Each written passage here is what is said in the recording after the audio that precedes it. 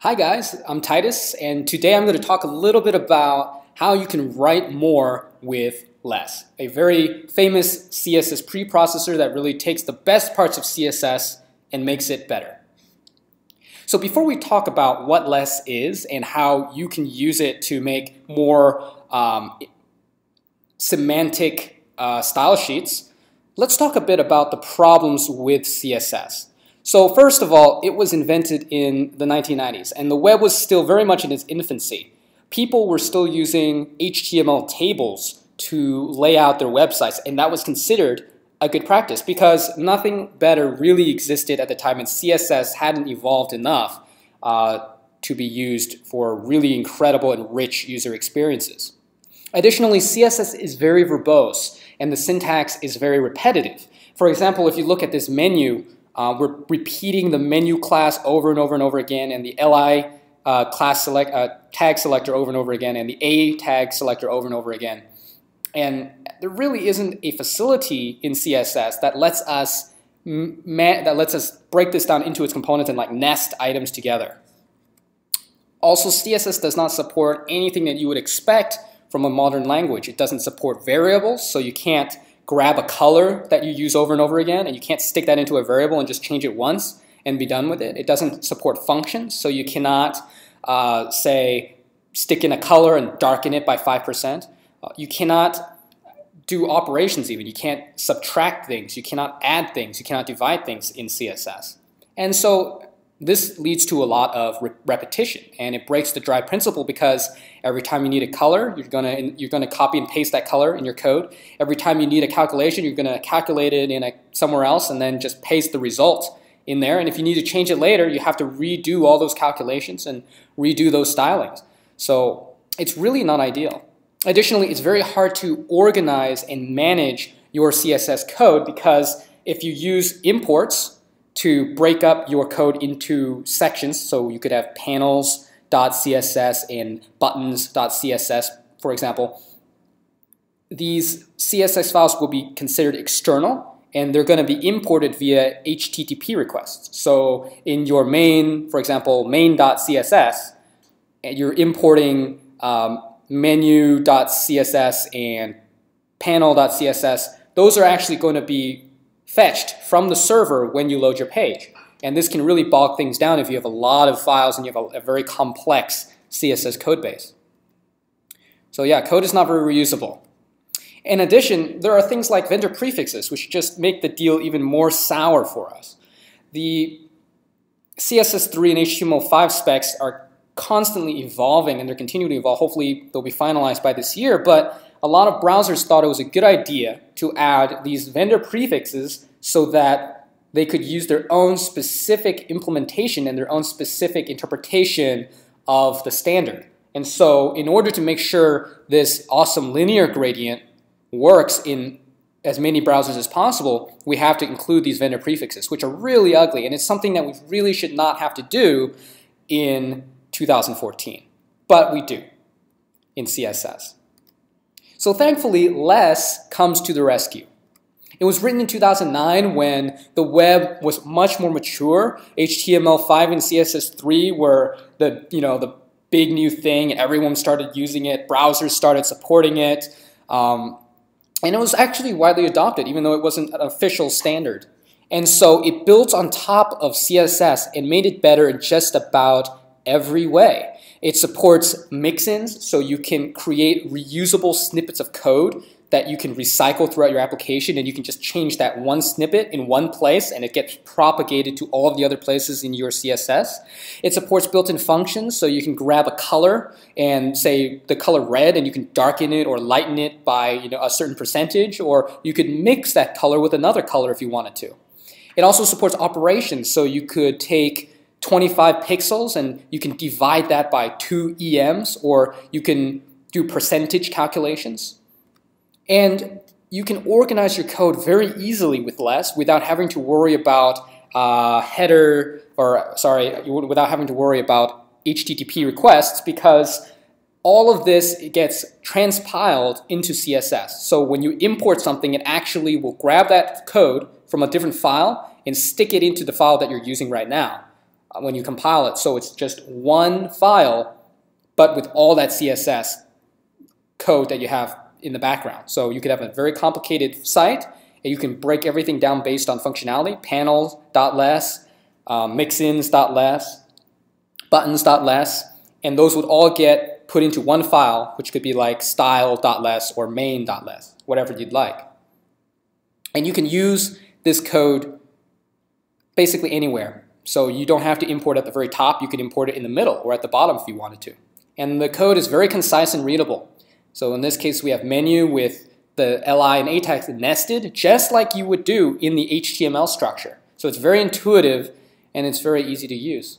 Additionally, less is actually fully compatible with CSS. So for someone who has never used less before, they could open a less document, they could stick their existing CSS in there, and it would just work. So that's awesome. But let's build a menu to demonstrate the power, the expressive power of less and what it can do for you. So we have a friend called Tom. And Tom wants to build a tomato store to up his online presence. Because currently he's just a small farmer at the farmer's market, and not a whole lot of people are buying his tomatoes. So being the good friends that we are, we're going to help him out. And we're going to make an awesome website for him. So this first milestone is we just want to create a simple menu. So the main menu, the header part with the menu underneath for Tom. Right now, this HTML has no CSS, and so it looks pretty bland. You know, there's not much to it. It's just an unordered list and an H1 element here. So let's make that a little bit nicer and spruce this up a little bit. So let's go into our styles. Note how I'm including styles.css here, and that's because less is actually converting this file, this styles.less file, into this styles.css file, which is being included as a style sheet, just like you do with regular CSS. I'm going to open styles.less, and I'm going to proceed to write pure, regular CSS vanilla code. So I'm going to start with the container, because in our index.html file we have a container. This contains all the content. So in this container, let's maybe say the margin would be 0 auto. That makes it constraints to the middle of the page. And let's set the width to be 960 pixels. And if we go back to our website, you can see it is now floating in the middle of the page there. But the font looks a little ugly, so maybe we want to change that. So in the body, we're going to change the font family to be Helvetica New. Save that. All right, that's a little bit better. Now let's start working on the menu. So the menu is in index.html. We have this navigation called main nav. And inside of that, we have a standard unordered list. So let's start styling that up. So in our nav, our main nav, we're going to have a background color of, oh, why not? This is a tomato site. So let's make that tomato red. And then inside our main nav, we have an unordered list. We have a list item, right? And this list item, we want it to be a horizontal list. Right now, it's a vertical list. So to make this a horizontal list, we're going to do display inline block. And what an inline block does is it makes it a div that stacks horizontally instead of vertically. So if I refresh this, you notice that it's now lined up. Now lined up horizontally. And we're going to do the same thing with the A tag, and we're going to display that as an inline block. So nothing should really change here. And note how we're repeating this code a lot, right? We're main nav ULLI, main nav ULLIA, and now we want to do a hover, so we have to do main nav, whoops, ULLIA hover. Right? This is really repetitive. This is not good. So when we hover over our link, we want to give it a nice background color. So we want it to light up or something like that, something fancy like that. So let's make the background color black for now. And we want the menu itself, right? It's tomato. Maybe we want the A to be color white. And we want the text decoration to be none. And so what that's going to do is it's going to get rid of the underline and the weird blue color, right? So we're well on our way to making a good menu. Let's just make this a little bit nicer, and let's add 10 pixels of padding to this. So we add 10 pixels of padding, much nicer. Now we have this annoying padding here, margin here on the left, so let's remove that by doing a global reset. And we can do a global reset by using the asterisk to select everything on the page. We're going to set the margin to 0 and the padding to 0, so that will reset all of our styling back to the default. So that's pretty cool. So now we have Tom's Tomatoes. We have a main menu here. We're almost done. We're almost ready to show Tom, but we want to add a little bit of padding to this header. And we want to add a transition to these A tags. So let's do that really quick before we show Tom our website. And we can do this by going to our A tag. And let's add the transition. So we can use the transition, CSS3 transition, to do a 0.1 second linear all. And what this says is it's going to tween every single property that's animatable, and it's going to take 0.1 seconds to do that. It's using a linear animation, so it's just going to fade in linearly, and it's going to animate all the properties that it can animate. So now if we go back, and I hover over this, you can see that it's now animating into the element there, which is really cool. But unfortunately, if we want this to work in all browsers, we have to support vendor prefixes, because that was how things were done. So we're going to duplicate this a few times, and we're going to add the vendor prefixes, O for Opera, and then we're going to add one for WebKit, and we're going to add another one for Mozilla. There we go. So this sucks, right? Because we really shouldn't have to do this in our CSS. We should just say transition is going to be this, and that's it. But if we want to support our browsers, we have to do this. So this looks pretty good. If we go back to our site, everything remains the same.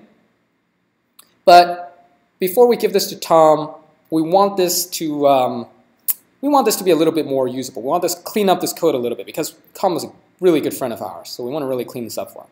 So how can we do that? Well, we can use some basic less and we can start nesting things into each other. So this main nav, which we're repeating everywhere, everything is under the main nav in our HTML. We can simply grab this block, this UL block, we can just cut that out of there, and we can just paste it in there, just like that. We can paste it in just like that. So this now is main nav, and then inside of that we have the unordered list with the list item instead of spelling it out like this. We can do the same thing with the A tag. The A tag is inside the list item, which is inside the unordered list. So we want to stick that in here because it's inside the list item. So we can grab all this out. We can cut that and just stick it on in there as well. Very nice. And so that's a cool thing about less. You can just nest things like you would do in HTML. Now we can do something a little bit special for this A hover pseudo selector here. First, we're going to cut this out because this is inside A, right? We could do this. So this would also work. So when A is hovered over, we want to keep everything else the same, but we want it to just change the color to black. But in the spirit of nesting things, we can also do this. So inside A, we can add an ampersand, hover instead, like that. And this will select the parent. So this ampersand will select the parent, which is A. So it's going to say main nav, ULLI, A, and then hover. So it does the same thing as what we did earlier, except we can now nest everything and keep that kind of hierarchy in place. So then the background color was black. So now if we go back to our site, you'll notice that nothing has changed. Everything remains exactly the same as it did before, except now we're using less. So if we take a quick peek into what less is doing in the background, we open up the generated style.css that it compiled for us. We open that up. You'll notice the code looks exactly the same as what we had in the very beginning. Everything gets expanded out. So all that nesting gets unnested. And we have this ugly transition stuff. and we have the hover. So it does all this ugliness for us, and we can live with just syntactic, nice, beautiful code. So let's make this a little bit better. And I'm going to introduce the concept of variables in less. So we can add a variable called main color, and we're going to set this to tomato. Since tomato color is the main color we're using throughout the site. And actually, let me go into the index.html. Let's select this so then when I go to the main site here, whoops. When I go to the main site here, you can actually see the menu without the debugger selecting everything for you. That's better.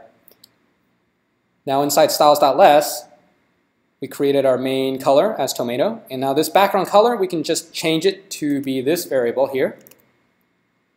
And this hover, let's say we want it to be just a little bit darker than that tomato red, right? We don't want to redefine the color styles or anything. We just want it to be a little bit darker than tomato red. So we can use a less built-in function called Darken. And that accepts two parameters. The first parameter is the variable, the color. So in this case, it's main color. And then the second is the percentage. So the percent, maybe we want to darken it by 20%. So now when you hover over the element, it's darkening it by 20%. So it's 20% darker than this tomato red color here, which is pretty cool. So you can effectually change this one color variable. Let's change this to blue. And now it updates and just darkens the blue. So you can make a lot of different color themes and things like that with minimal effort. So let's change that back to tomato. Make sure that's working correctly. Yes. The second thing that we can improve here is we're using this ugly transition block. And we really want to get rid of that. And with less, we can.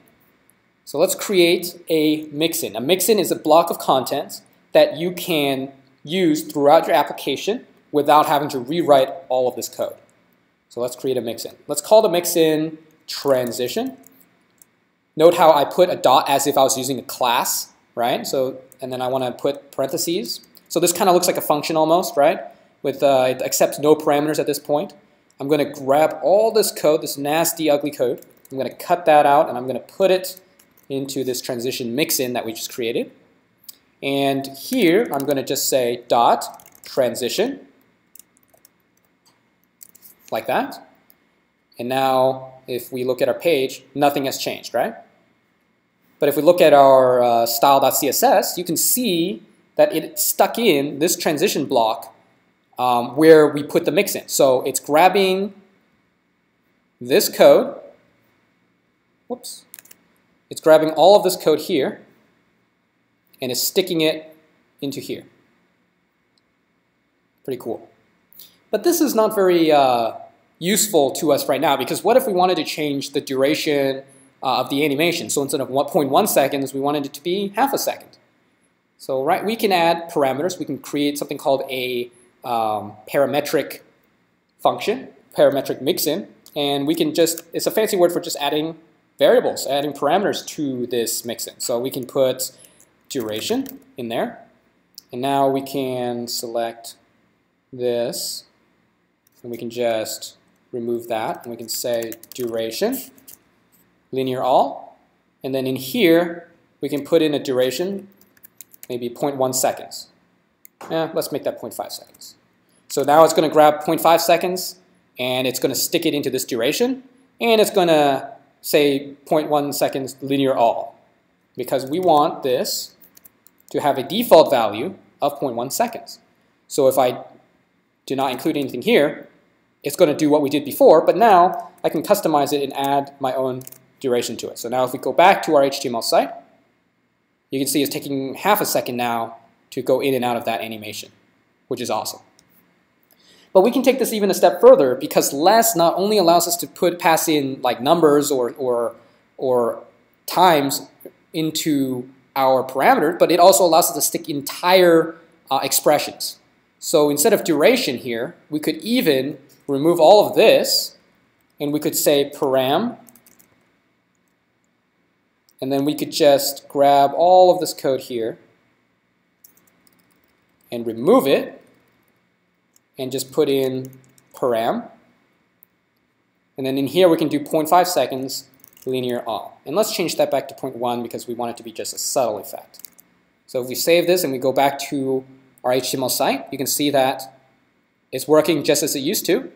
But now we created our own mixin that takes in custom parameters. So this is really great because you can reuse a lot of code that you're using for your panels or buttons or whatever and recycle them throughout your application, change them in one location, provide defaults if you want to provide default behavior, and Less will expand all of this out into this CSS, and you don't ever have to worry about it.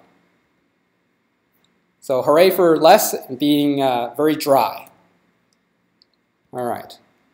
So this is looking good. We have a variable for a color, and we have a basic mix in here. But maybe our application is going to get bigger eventually, and we're going to have main content, we're going to have a panel, and we're going to have buttons, and we're going to have a footer. And this file could get pretty big pretty quickly. So what we want to do is we want to break out some of this functionality based on what we want to do. So like this stuff, this is like a reset, right? Because we want to get rid of the margins that are default in the browser, we want to get rid of the padding that's default in the browser, and we want to set the default font to Helvetica Neue or Arial depending on what operating system you have and what fonts you have. So really what we want to do is we want to break this out into its own file so that we can reduce this file size of this one main file, this length, and so we can find it easier and reuse it in other places. So I'm going to create a new folder here, and I'm going to call this partials. And inside partials, I'm going to create a new less file, and I'm going to call this less file reset.less. And I use an underscore there as per convention because this is like a partial. This is like a snippet of less code that I'm reusing elsewhere in my application. I'm going to hit OK. I have my reset.less here. And I'm going to go back to my styles.less. I'm just going to cut this code out and paste it into reset.less, like so. And now inside styles.less, in order to grab that back in, I'm going to, import partials, and I'm going to import the reset. Note that I left off the less extension because the less compiler automatically assumes it is less unless you specify otherwise. We save that, and if we go back to our page, you notice that nothing has changed. And if we look at our CSS, you also notice that nothing has changed. This is still being included, this is still being included at the very top like before.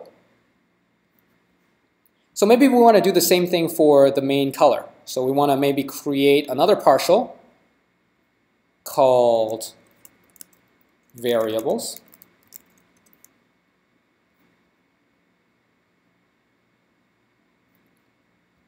Let me rename this variables. That's what I meant. Whoops. I actually meant to just create a file there, not a folder. Variables. And inside variables.less, I'm going to grab my main color here and just stick it into variables.less. And we're going to do the same thing as we did before and just import variables.less. And we can do the same thing for our mixin, which is a very typical thing to do. So let's just do that one more time. And we're going to create mixins.less. And inside mixins.less, we're going to cut this block of code out and stick it into mixins.less. And now inside styles, we're going to include mixins as well.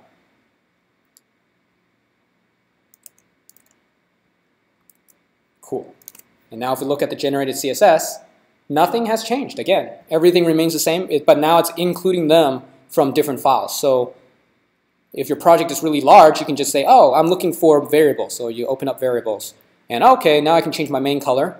I can change my main color to red. And then when you go back to your application, now everything is changed based on that style change, which is awesome, right?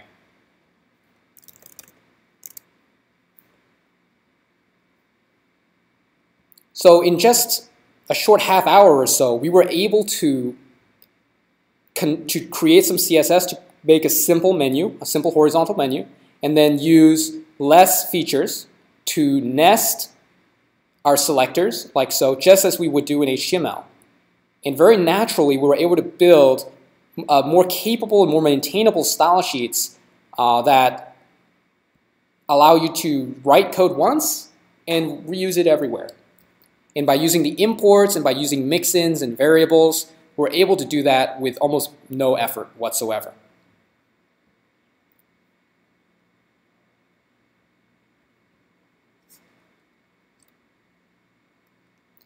So now you can go out and you can do more with less. I hope this session has been informative and that you've learned something. If you want to learn more about less, you can go to lesscss.org, and they have a really nice rundown there about the basics of less and how you can get started with that. And I highly recommend it. It's a great resource, and styling it is also an option. Really easy to do. If you have WebStorm, it actually is built in, so it's really nice. I should probably also mention that there are other preprocessors out there that are really popular. The main one now is called SAS. And this one is, I think, in my personal opinion, much better than less because it gives you a lot more control over how you write your CSS and how you can do like looping and better conditionals with SAS. So I would recommend you check that out as well. So thank you all very much for your time. I hope you learned something new, and go out and do more with less. Thank you.